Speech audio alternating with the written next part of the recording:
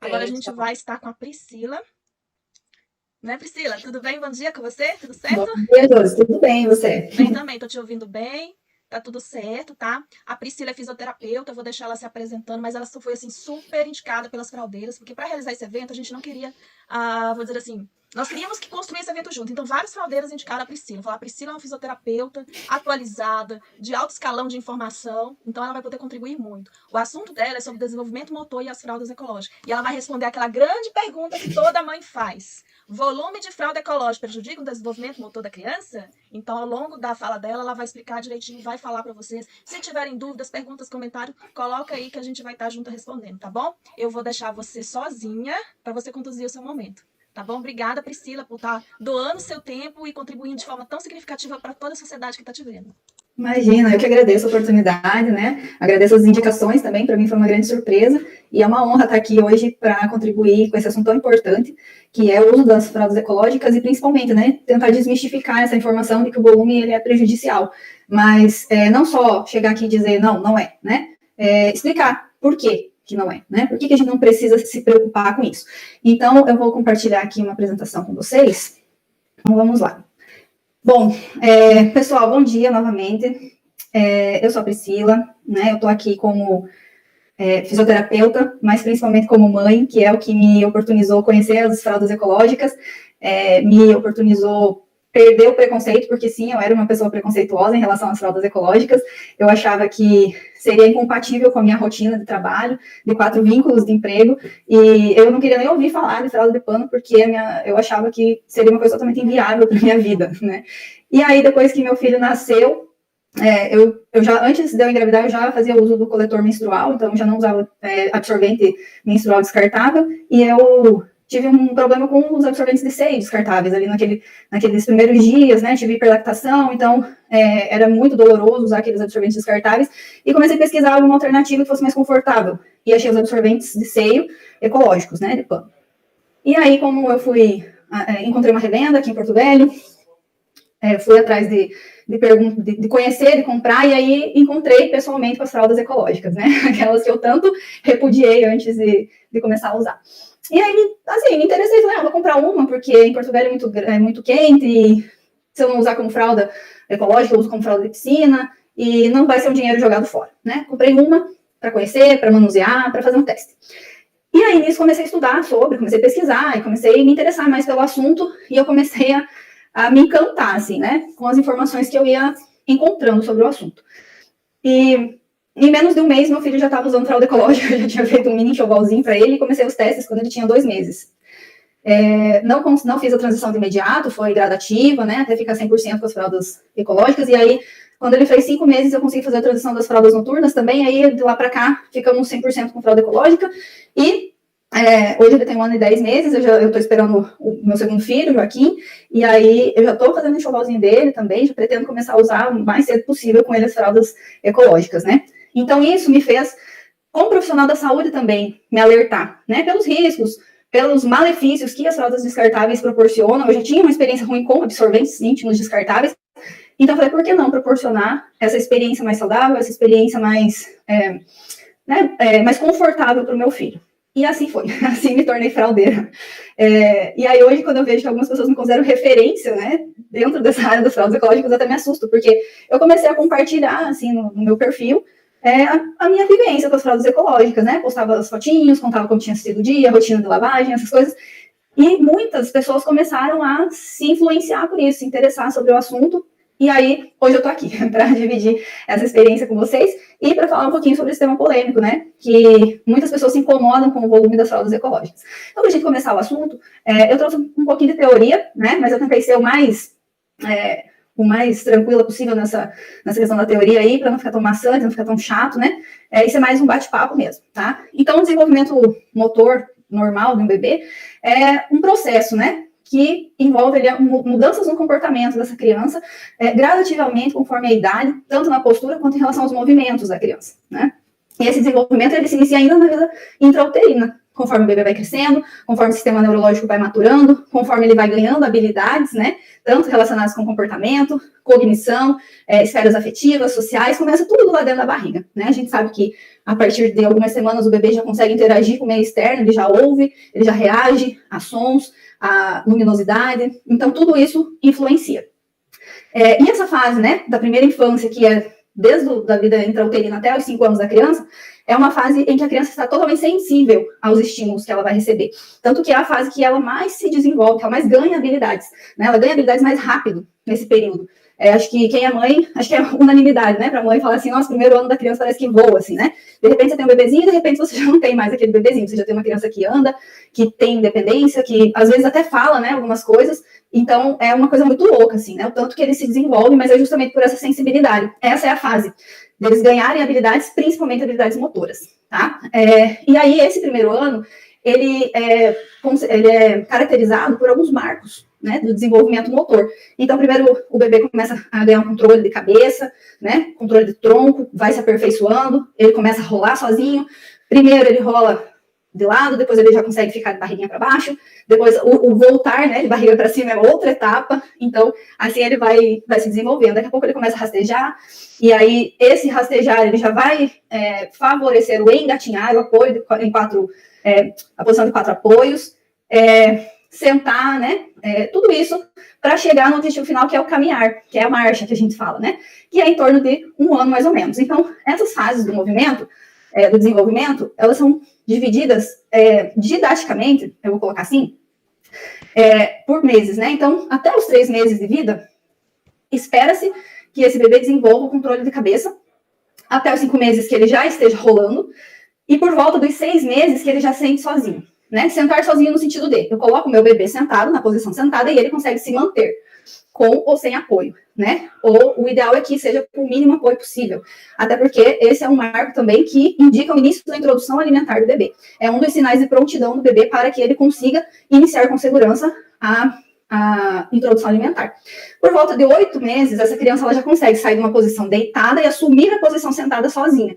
Então, ele já consegue se movimentar e fazer todos os jogos, né, todas as estratégias, para ele conseguir se colocar sozinho nessa posição e se manter nessa posição. Em volta de 9 meses é quando ele deve iniciar, né, a parte de engatinhar, e já começa a levantar, fica de pezinho, segurando nas superfícies, dando os primeiros passinhos ainda com apoio, né, para que lá por volta de 1 ano, 12 meses, essa criança, ela finalmente consiga adquirir essa marcha independente, né, ou seja, ela já consiga caminhar sozinha, sem apoio, tá? Lembrando que, como eu falei, isso é uma divisão didática, baseada em médias, né? Cada bebê é um bebê. Então, a gente tem uma janela de tolerância aí, né? Normalmente 2 meses para menos, 2 meses para mais, que a gente considera normal, tá? E aí, é importante que mesmo um pai e uma mãe que não seja da área da saúde tenha a consciência dessas fases, de que essas fases existem. Por quê? Porque a gente precisa vigiar os nossos filhos e identificar algum atraso, alguma coisa, né? E também porque toda criança precisa ser estimulada. Não é porque essa criança não está apresentando, não apresenta uma patologia prévia, um alerta prévio de que ela pode ter um atraso no desenvolvimento motor, que ela não precisa de estímulos. Então, a estimulação precoce, ela deve ser feita desde o nascimento, né? E quem que vai fazer isso? Os próprios pais, o próprio círculo social dessa criança, né? A gente precisa oferecer um ambiente que favoreça esse desenvolvimento, que tenha bastante estímulo, que faça com que essa criança atinja os marcos de desenvolvimento, né? De uma forma natural, porém, orientada, digamos assim, né? Como que a gente faz isso? É muito simples, né? A partir do momento que essa criança começa a querer rolar, que você já observa que ela tem movimentos mais ativos, porque quando é um bebezinho recém-nascido, né? Do jeitinho que você coloca ele, ele fica ali, né? Ele dorme, a gente tem que virar para o outro lado, porque ele não tem muita movimentação ativa, assim, voluntária e ativa. São poucos os movimentos, mas a partir do momento que ele começa a sustentar mais a cabeça, ele já começa a desenvolver, né, mais ativação da musculatura do tronco e já começa a querer rolar. Então, quando você observa, né, que esse bebê ele já está nessa fase de querer rolar, normalmente ele pelos 3 meses, mais ou menos, já é um período ideal para você começar a deixar esse bebê o mais livre possível. Deixar no chão, colocar um tatame, um colchonete, um edredom, qualquer coisa, né, que facilite essa dinâmica de deixar o bebê livre, né. E aí, começar a brincar com a criança, barulhinhos, né, brinquedinhos que façam som, que chamem a atenção dessa criança, que induzam essa criança a buscar outras posturas, adotar outras posturas, então, no caso, rolar, levantar a cabeça, se colocar na posição de prona, que é com a barriguinha para baixo, para favorecer esse ganho, né, de controle de tronco, controle de cervical, usar musiquinhas, brinquedinhos, né? Tudo isso para que essa criança seja estimulada o máximo possível. E lembrando também, né, que a gente também não tem que tudo tem um limite, né? Você vai ficar hiperestimulando essa criança o dia todo.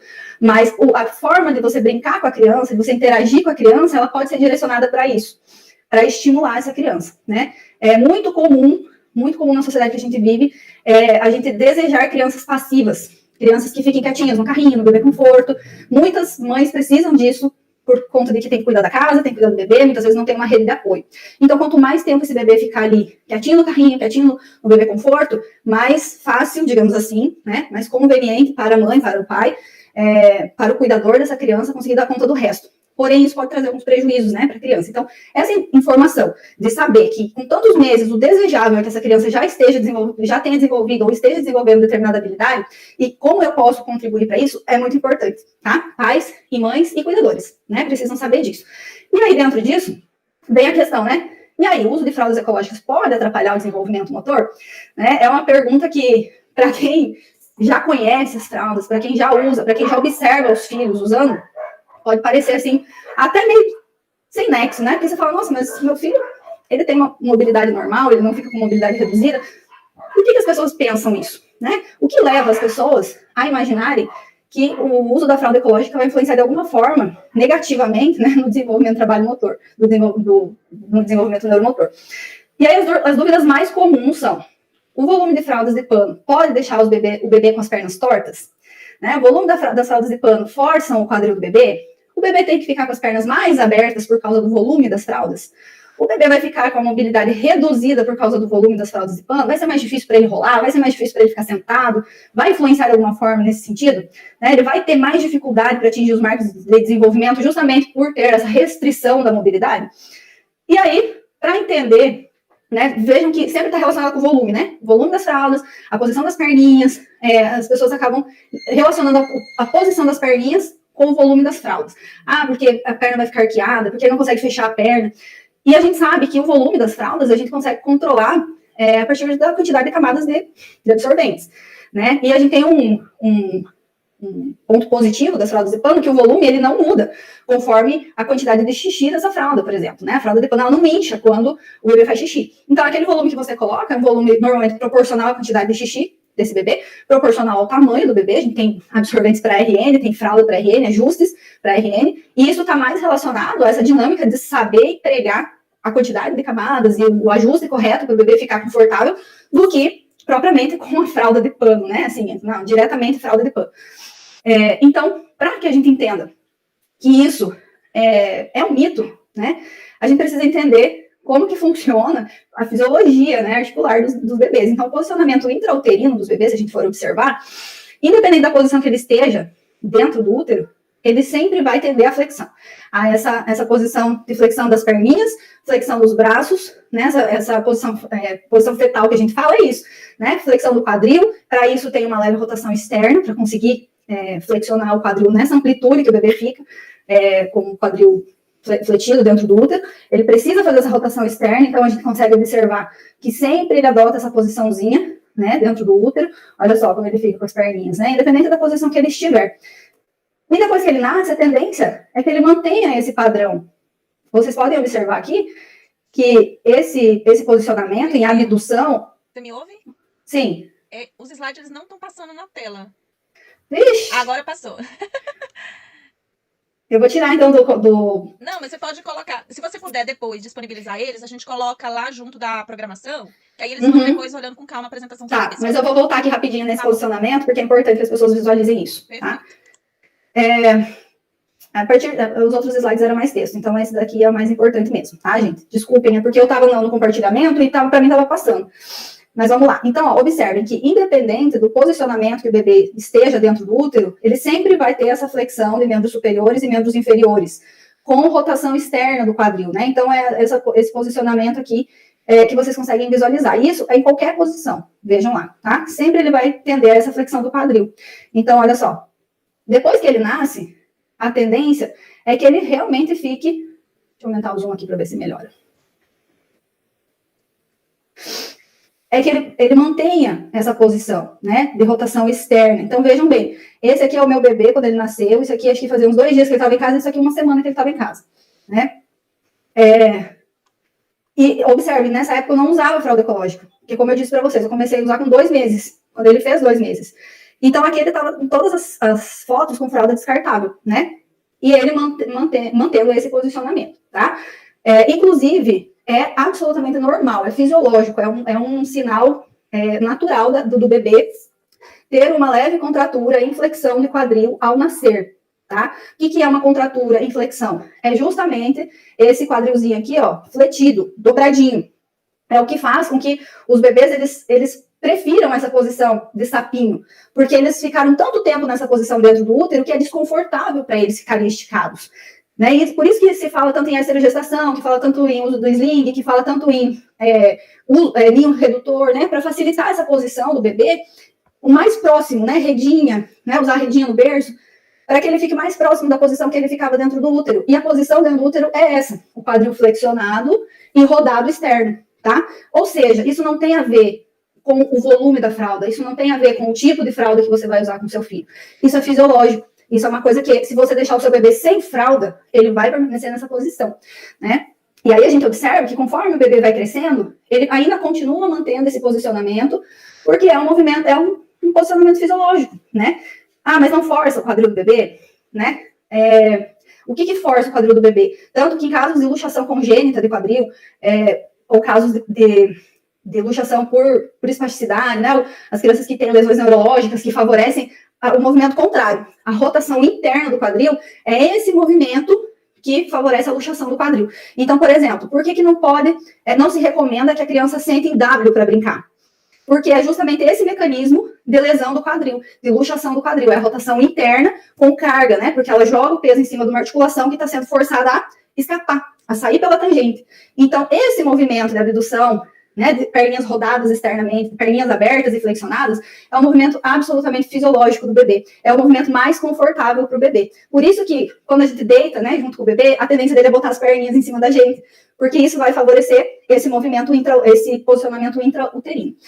Né? E aí, o que a gente precisa observar? Um ótimo ajuste para que não seja apertado para o bebê, né? Porque até se a gente coloca uma roupa muito apertada, nossa mobilidade fica reduzida, né? Quem nunca teve dificuldade em cruzar a perna quando colocou uma calça jeans muito apertada, né? É a mesma coisa com o bebê. E isso não vale só para as fraldas, vale para as roupas também, né? Quando a gente for comprar, tem muita roupinha bonitinha, né? Frufruzenta e tal. Quando você vai ver, não é confortável para o bebê. É uma roupa que não cede, é uma roupa que não dá liberdade de movimento para esse bebê.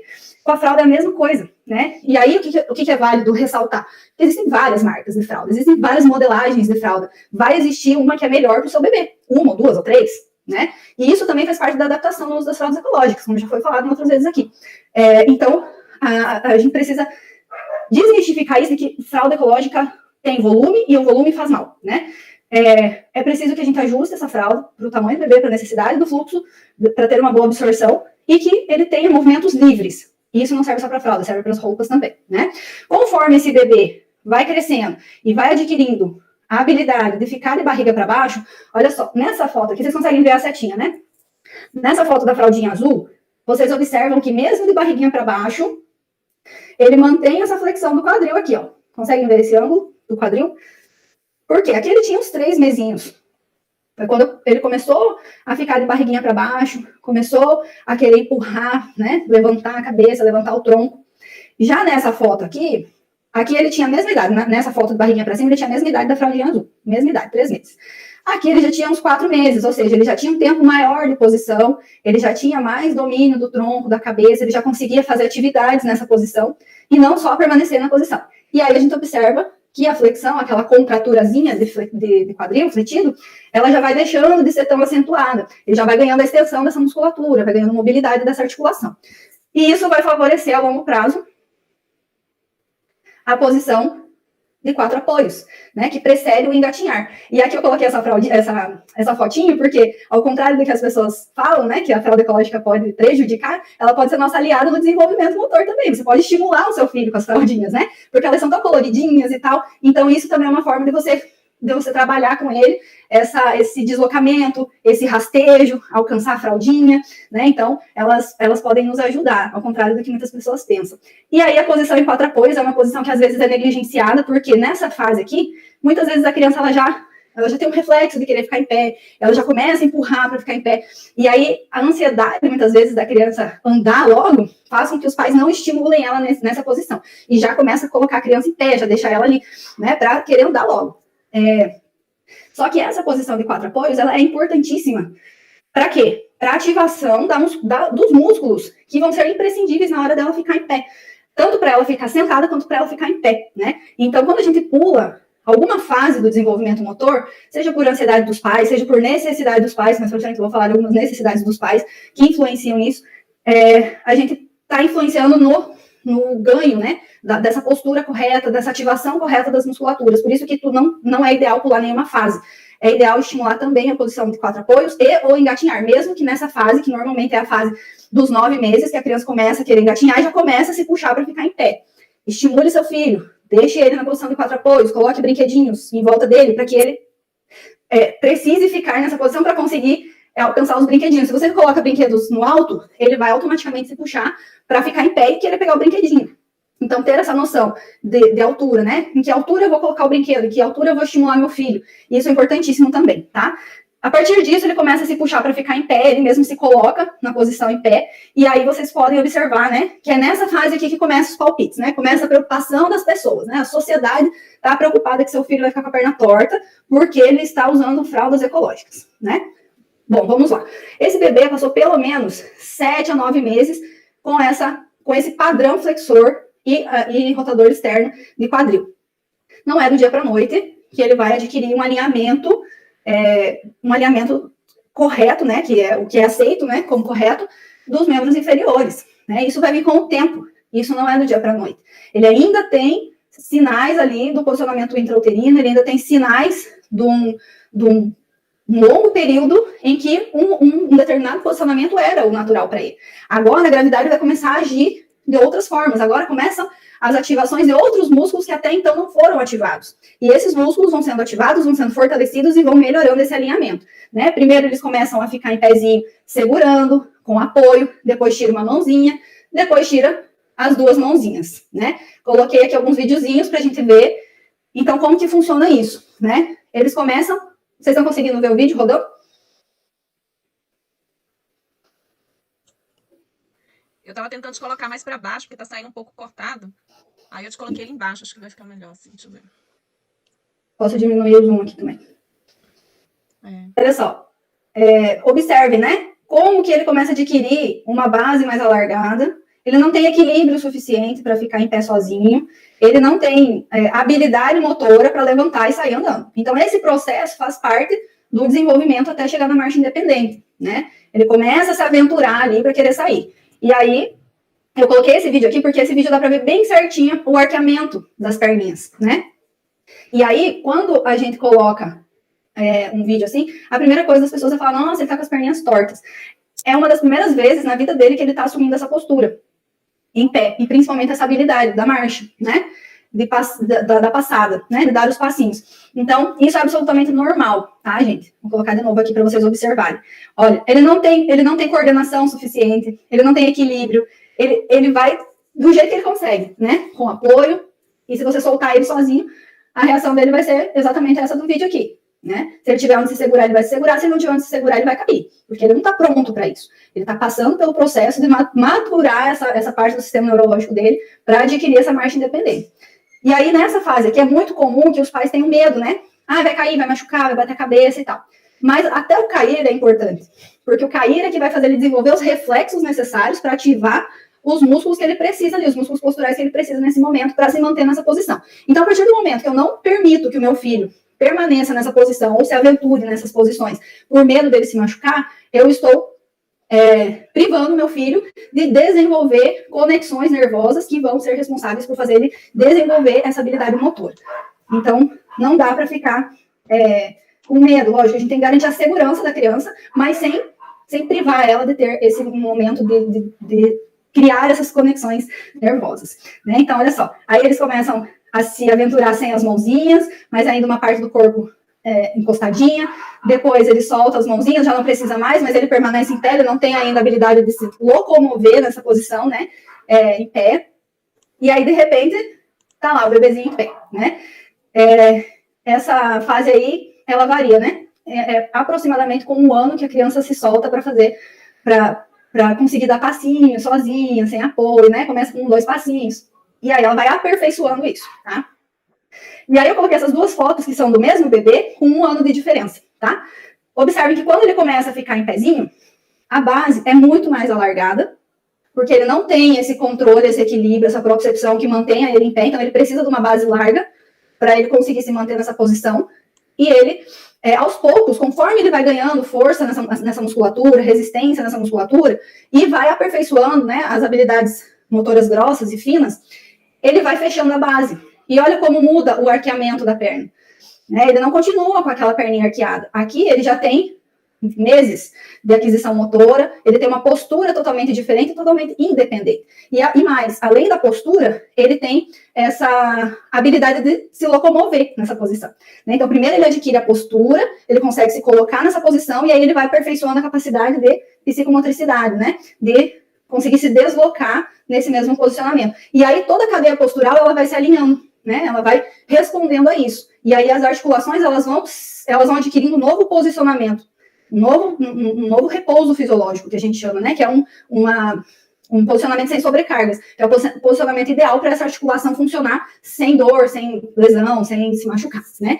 Então, o que a gente precisa entender? Que é absolutamente normal o arqueamento, e isso vai melhorando, vai diminuindo a partir do momento que a habilidade motora de andar independentemente vai sendo aperfeiçoada, ok?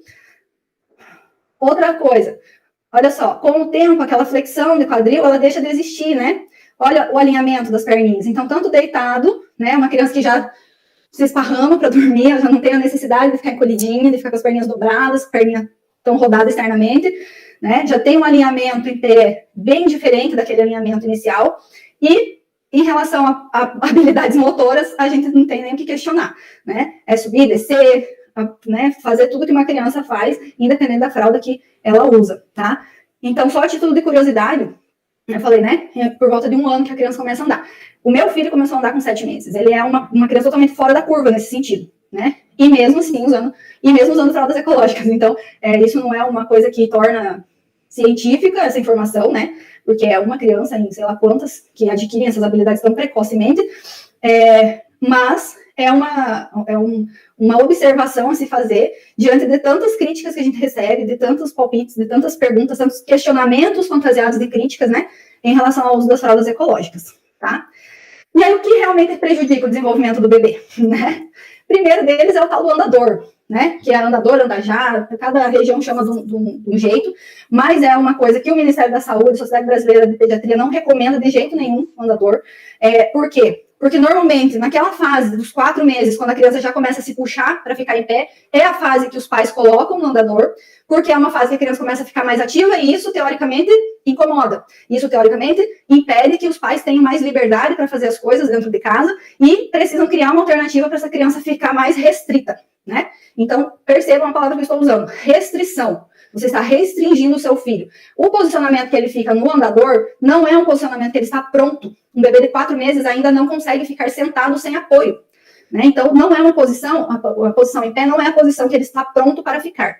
Isso é, sim, uma causa de atraso do desenvolvimento justamente por conta daquilo que eu comentei anteriormente, de pular fases, de não realizar a ativação correta das posturas, das musculaturas, para que ele desenvolva habilidades motoras com segurança e com uma cadeia postural alinhada. Muitas crianças vão para o andador e elas nem conseguem encostar o pezinho no chão, elas ficam na pontinha dos pés. Isso é outro posicionamento, é como se o bebê ficasse pendurado pela virilha no andador, tá, gente?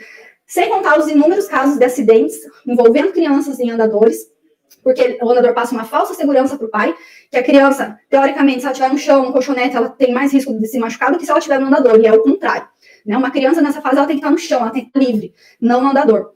O andador, ele pode virar, pode fazer essa criança fazer um traumatismo craniano, então existem vários casos relatados na literatura, e por isso não é uma recomendação da Sociedade Brasileira de Pediatria o uso do andador, tá? Esses banquinhos, né, que são cada vez mais comuns aí, Às vezes os pais pagam uma fortuna. Se a criança está precisando de um banco que restrinja a mobilidade dela para que ela permaneça numa posição, é porque ela não está apta a estar naquela posição. Então, não é recomendado que você force essa posição com a criança. Esse bebê aqui deve ter 3 meses no máximo, né? É um bebê que não está na fase de ficar sentado, ele está na fase de ficar onde? No chão, barriguinha para baixo, estimulando essa musculatura. Aqui não está sendo estimulado e ainda ele está com uma restrição a nível de quadril, que faz com que ele não desenvolva a dissociação de cintura correta, não ative a musculatura postural que ele precisa ativar nessa fase e acaba pulando etapas do desenvolvimento, tá? E a criança que consegue ficar sozinha, sentadinha, ela não precisa de um acessório desse, né? Sapatos, roupas e sapatos, como eu já falei, né? Existem roupas que são muito desconfortáveis e que restringem a mobilidade do bebê, e isso sim pode prejudicar o desenvolvimento neuromotor, e sapato é uma coisa que inventaram para arrancar dinheiro dos pais, porque uma criança, até o momento que ela inicia uma marcha independente, é uma criança que não precisa de sapato, tá? Por quê? Porque o pé é um receptor postural. Todo estímulo que é dado no pezinho da criança vai influenciar na cadeia postural. Então, se eu coloco sapato na minha criança desde o momento que ela nasce, eu estou privando ela de receber esses estímulos também a nível podal, né? Eu não tenho esse estímulo ascendente de controle postural, de ativação postural. Então, o que é o ideal? Meia, né? Se você mora numa região fria, que o seu bebê precisa ficar com o pezinho aquecido, meinha, pantufinha, né? Coisas que não restringam e que não impeçam a interação do pé da criança com o ambiente. Principalmente quando ela começa a andar, vocês observaram no vídeo como é instável, né? Esse apoio do pé diretamente no chão vai facilitar com que ele faça um desenvolvimento correto do arco plantar, que ele consiga ter essa informação necessária para adquirir toda essa ativação que ele precisa, tanto de receptores quanto de músculos, e que ele consiga desenvolver toda essa cadeia postural que ele precisa. Então, o ideal, né, quando a criança começa a querer andar, para você dar mais independência para ela, são esses tipos de andadores, tá? Que eles exigem que a criança tenha um controle, tá? Então, observem no vídeo. A criança ela precisa segurar o andador, ela precisa ter esse controle para não sair caindo, né? Para conseguir se manter em pezinho ali. Então, é uma coisa livre. É livre, não é uma coisa que restringe a criança, e é uma coisa que apoia, mas isso pode ser substituído por uma cadeira, por um banquinho, por qualquer coisa que a criança encontre no meio do caminho que esteja móvel e ela consiga arrastar. Não necessariamente você precisa comprar um negócio desse para você estimular a sua criança a andar, tá? Bom, aqui eu coloquei um videozinho para vocês observarem a postura de um bebê sentadinho, brincando. Observem, sem restrições, sem banquinho, sem nada. É uma criança que está apta a estar sentada, a estar brincando nessa posição, né? Se ele não tivesse essa aptidão, ele não deveria estar nessa posição, certo? E aí, por último, né? Tinha colocado uma animação aqui, mas não vai rolar, vou colocar aqui pro ladinho. As reflexões que devem ficar de todas essas informações, né? Que toda criança precisa ser estimulada para se desenvolver, certo? Trabalhar essa autonomia da criança desde o nascimento, respeitando os marcos de desenvolvimento, vão fazer toda a diferença ao longo da vida dessa criança. E andadores e outros acessórios que restringem a mobilidade, eles vão contribuir fortemente para atraso do desenvolvimento neuromotor e podem causar acidentes graves, né? E, respondendo à nossa pergunta, fraldas de pano não restringem mobilidade, não induzem lesões de quadril e não contribuem para atraso no desenvolvimento motor do bebê. Uma criança com desenvolvimento motor ótimo, ideal, é uma criança livre, né? E se a gente for considerar que a fralda de pano é mais uma roupa do bebê e que deve estar ajustada de acordo com o corpinho, de acordo com o biotipo do bebê, a gente vai perceber que muitas vezes ela vai dar mais mobilidade para o bebê, mais liberdade de movimento do que uma fralda descartável, né? Então, isso que falam sobre as fraldas de pano deixarem as pernas tortas, favorecerem, né, lesões de quadril por o bebê ter que ficar com a perna mais aberta para usar a fralda de pano, isso tudo é mito, né? E a partir de hoje, quem não sabia disso vai ter muita informação para compartilhar e para levar para frente para conscientizar mais pessoas disso. Porque se ainda existem pessoas que não usam fralda de pano porque tem esse tipo de preconceito, essas pessoas também precisam ser educadas e informadas em relação a esse assunto. Priscila, tem algumas perguntas, tá? Eu vou abrir aqui para fazer. Você está me ouvindo? Sim, estou ouvindo. Tá. Então, vamos pegar as perguntas. Tem alguns comentários também. Uhum. Eu vou ler para você. Pergunta da Aline dizendo o seguinte: o que fazer quando o bebê só se arrasta de bumbum? Sentadinho, de bumbum? pelo que eu entendi, sim. Ela tá sentada e aí ela fica andando, arrastando o bumbum, né? Quer dizer, fazendo a posição da perna. Tem bebês que desenvolvem esse tipo de habilidade, né? Inclusive, minha mãe fala que eu fui um bebê que não engatinhei, que eu só me arrastava assim, sentadinha de bumbum. Mas o ideal é que você crie situações para que esse bebê adote a posição de 4 apoios, para que ele pelo menos brinque nessa posição, né? Você não vai forçar nada, mas sempre tentar estimular, criar situações para que seja interessante para ele adotar essa posição. E como eu falei, muitas vezes ele não vai se locomover em 4 apoios logo de cara, mas ele vai experimentar essa posição, ele vai desenvolver, vai ativar musculaturas que vão facilitar depois esse posicionamento e vão fazer com que a longo prazo ele consiga se deslocar também nessa posição. Então, sempre que você observar que seu bebê está querendo pular alguma fase, o ideal é que você crie situações para trazer ele a experimentar aquelas posturas que são importantes para aquele momento do desenvolvimento motor dele. Perfeito. A Lidiane pergunta, se o volume da fralda noturna, por deixar o bumbum do bebê um pouco mais elevado, se prejudica a coluna. Se o bebê, você tem que observar se o seu bebê está confortável. Isso serve para adulto, para criança, para qualquer coisa, né? Porque tem esse mito do colchão, do travesseiro, enfim. Se o bebê estiver confortável com o volume, tá tudo ok. Se ele não estiver confortável, ele vai reclamar de alguma forma. Ele não vai conseguir dormir, ou ele vai ficar com o sono mais agitado, ele vai buscar posições e não vai conseguir encontrar posições. Você vai perceber se o seu bebê não estiver confortável. E se ele não estiver confortável, com certeza isso está sendo negativo naquele momento. E aí, o importante é que você ajuste o volume para que fique confortável para o seu bebê. Perfeito. Tem uma outra pergunta da Lidiane também, ela quer saber se aqueles capacetes, para quando a criança está andando, né, está começando a andar, se ele é recomendado ou tanto faz? Olha, isso é mais uma coisa do capitalismo, né? O capitalismo enfiando goela abaixo, né? Bota o capacete nessa criança, porque se ele bater a cabeça, ele vai machucar e não sei o que, não. Como eu falei, toda queda, todo acidente, né, por menor que seja, ele deve ser evitado. Mas não é colocando um capacete que vai mudar ainda mais o centro de gravidade do seu filho, que vai proteger ele de cair. Então, o ideal é que você crie um ambiente seguro para o seu bebê, se tem quina, né, se ele está na fase que cai muito, porque está tentando ficar sentadinho, crie um ambiente confortável, um ambiente seguro, para que você não precise, principalmente, gastar dinheiro com esses acessórios que inventaram para convencer a gente de que a gente precisa muito deles e o nosso bebê não vai sobreviver se ele não usar um capacete, tá? Além disso, a gente precisa lembrar que as crianças, elas não têm o crânio totalmente fundido, né? Nem os adultos. Existem micromovimentos, mas a criança, principalmente, ela demora um pouquinho para fechar a calota craniana, então ela tem uma tolerância maior a choque na cabeça, né? Lógico que você não vai deixar sua criança bater na cabeça o dia todo e falar, não, beleza, caiu no chão, bateu a cabeça.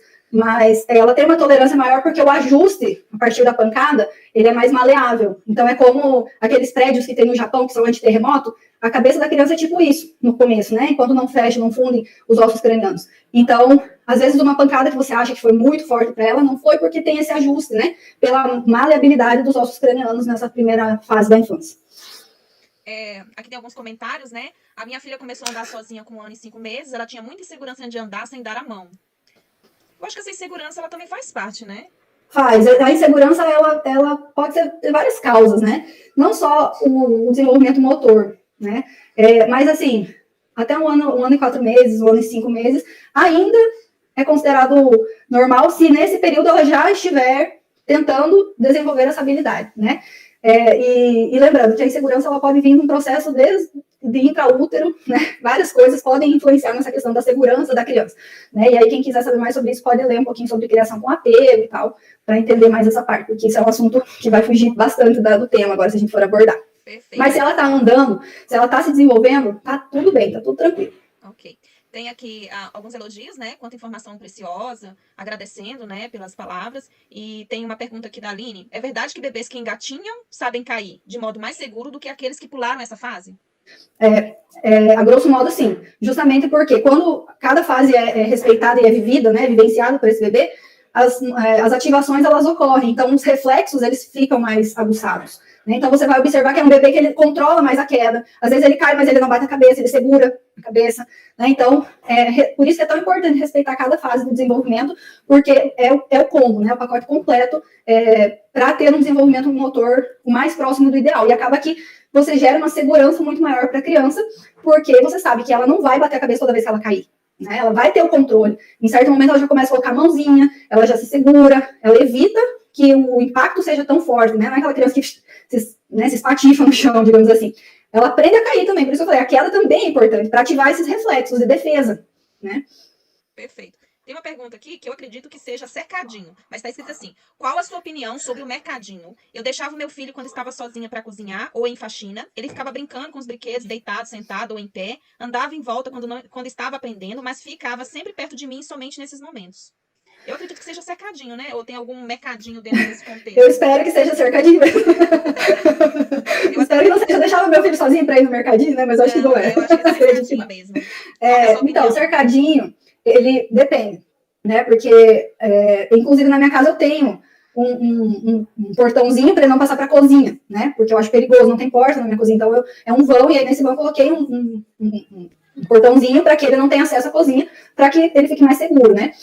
Mas, em relação ao cercadinho, se for um ambiente seguro, for um ambiente que a criança esteja ali, e não esteja sofrendo por estar ali, né? Então, às vezes, você deixa a criança chorando dentro do cercadinho. Isso não é o ideal. O ideal é que ela tenha uma atividade para ela fazer, se ela estiver ali dentro do que é recomendado para a fase do desenvolvimento motor dela. É muito melhor que você deixar a criança amarrada no bebê conforto ou no carrinho, tá? Mas, lembrando, segurança, né? Porque normalmente quando a gente precisa desse recurso, é porque a gente está concentrado em alguma outra atividade. Então, garantir a segurança, não deixar objetos que possam favorecer engasgo, asfixia, né? Enfim. E sempre que possível manter o filho por perto para que ele se sinta seguro, para que ele não se sinta abandonado. Para que você ouça uma solicitação, né? Um choro, ou quando eles começam a balbuciar, eles começam a reclamar, a falar, e que você consiga ter esse contato, de estar sempre conversando, de dizer, olha, eu tô aqui, você tá aí, mas eu tô aqui, eu tô te vendo, você não tá sozinho aí. Porque isso também gera uma relação de confiança ali do bebê, de ele saber que se ele precisar, rapidamente alguém vai estar ali para ele. Perfeito. Gente, alguma outra pergunta? Mas é interessante essa questão. Tem o portãozinho e tem o cercadinho, né? Ambos têm que manter o local seguro e a criança em atividade. Isso. Deixa eu ver se tem mais alguma pergunta. Essa aqui a gente já respondeu. Por enquanto aqui não tem mais perguntas. Gente, se tiver alguma pergunta, coloca aí pra gente já fazer. Aí você vai disponibilizar, depois você me manda a sua apresentação, eu vou gerar o arquivo em PDF, tá? Se você... Eu mando em PDF para você já. Perfeito. E aí eu vou colocar junto lá da atividade para quem queira, né? Baixar o material, buscar mais informações, ler mais tranquilo as informações que você passou e colocou. E até mesmo para replicar isso para outras mães, né? Porque a gente também está nesse momento de aprendizado. Nós estamos aprendendo também cada vez mais para passar essas informações para outras mães também, né? Isso, tem que multiplicar, né? A informação não pode parar. Ela tem que chegar e multiplicar. Isso, então a gente também está aqui aprendendo para a gente poder replicar essas informações. Se não tiverem mais perguntas... Não tem. Então, Priscila, eu queria muito te agradecer. Foi um momento, assim, incrível passar aqui com você. E, assim, quantas dúvidas que foram esclarecidas com, assim, as suas palavras ao longo da sua apresentação. A gente, assim, várias coisas, na verdade, né? Até questão mesmo da forma de colocar para dormir. Essa questão que perguntaram sobre o volume da fralda devido ao bumbum ficar mais elevado. As mães sempre têm dúvida em relação a isso. Muitas usam descartável à noite com esse receio de gerar um volume maior e dar algum problema na coluna, ficar desconfortável. Então, assim, foram muito esclarecedoras. Aqui estão agradecendo também. Gratidão por esse momento. Informações muito valiosas. Obrigada por compartilhar. Então é isso, Priscila. Brigadão, tá? Vamos ver se a gente repete esses momentos mais vezes, né? Sim, podem contar comigo, sempre que precisarem. E Fraldeira, siga o Instagram dela, que a gente tem que seguir ela. Ela é, assim, especialista no assunto e vai ajudar a gente a quebrar muitos tabus e paradigmas que a gente já vem enfrentando, sabe? Inclusive, qual que é a importância desse momento? A gente tem muitos médicos, seja pediatras, fisioterapeutas, que dizem, não, você não pode usar fralda ecológica porque gera volume. A gente tem isso, entendeu? Então, a gente precisa buscar profissionais que sejam atualizados. Muitas vezes é aquilo que a gente falou ontem, a falta de conhecimento. A falta de saber o que é realmente, né, uma fralda ecológica, para poder avaliar como profissional se aquilo tem alguma interferência ou não. É um pré-julgamento que se cria antes mesmo de se conhecer. E aí, o mais preocupante disso é que gera-se um pré-julgamento, um preconceito e dissemina-se isso. Que é a parte... né? E aí, assim, a gente que é profissional da saúde, a gente tem que ter responsabilidade na hora de dar uma orientação fundamentada em opinião pessoal. Isso, totalmente. Né? Porque isso faz toda a diferença, né? Querendo ou não, a gente é visto pela sociedade como pessoas que são detentoras do conhecimento. E aí, a partir do momento que você dá uma orientação baseada numa opinião pessoal, muitas vezes sem você conhecer sobre o assunto, isso é grave. Isso é muito grave. E pulveriza igual vento, né? Exatamente. Mas é isso, né? Passei um pouquinho do horário aí, mas... Não, mas tranquilo, gente. Foi assim... Foi um horário muito bem aproveitado, pode ter certeza. Que bom, fico feliz por ter contribuído. E se alguém tiver outras dúvidas e quiser mandar lá no meu Instagram, pode mandar. Olha, também. gente, meninas, ó, quem tiver mais dúvida tem o Instagram dela também, tá? A apresentação ela vai disponibilizar pra gente poder ter acesso. E é isso. Obrigada, Priscila, tudo de bom aí pra você. E tamo junto aí nesse movimento. Isso aí, parabéns pelo evento também. Obrigada, tamo aí na luta, né? Tchau, tchau. Tchau, fica com Deus.